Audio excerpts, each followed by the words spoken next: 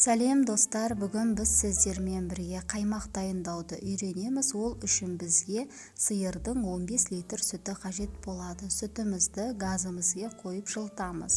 Сүт пісіп кетпеу керек және де қатты ыстық болмау керек. Тек жылытып аламыз. Осындай сепаратордың көмегімен қаймағын ажыратып аламыз. Видеодан қараймыз, барлығы анық түрде көрсетілген. 15 литр сүттен менде 600 грамм қаймақ шықты. Осы дайын болған қаймағымызды холодильникке қоямыз. Бұл сұп-сұйық болып тұрады. Тартылған кезінде холодильникке бір түн тұрғаннан кейін қою болып, өте дәмді болып шығады.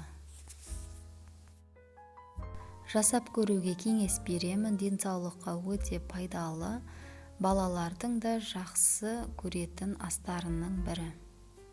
Астарыңыз дәмді болсын. Каналға тіркеліп лайк басып пікір қалдыруды ұмытпаңыздар.